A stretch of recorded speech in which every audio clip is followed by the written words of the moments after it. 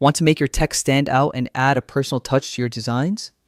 In today's video, I'm going to show you how to make custom letters in Canva, a fun and easy way to bring creativity and personality into your projects. Whether you're designing a presentation, a social media post, or an invitation, this simple tutorial will help you customize text like a pro. Let's get started. First, open Canva and either start a new design or open an existing project. Once you're in your design space, look to the left-hand side panel and click on text. Here, you can add a heading, subheading, or body text, depending on what your project needs. Click. Add a text box, and a blank text box will appear on your canvas. This is where the fun begins. Type out your word, phrase, or even a single letter, whatever you want to customize.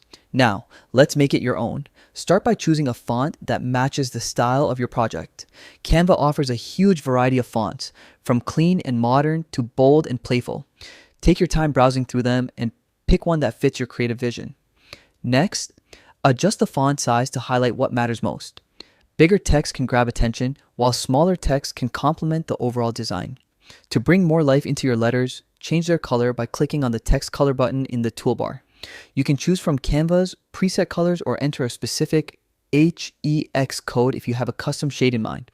For even more flair, click on Effects to explore creative text styles. You can add shadows, outlines, neon glows, or even glitch effects. Each one adds a different personality to your design. Play around with these options until your text looks just right. If you're working on something digital, like a video or a presentation, you can make your text move by using animations. Click Animate and try out styles like fade, pop, or typewriter to see which one fits best. And there you have it. That's how you can make custom letters in Canva. Experiment with different fonts, colors, effects, and animations to create something that truly feels unique to your project. If you found this tutorial helpful, don't forget to like, comment, and subscribe for more quick Canva tips. Thanks for watching, and as always, happy designing.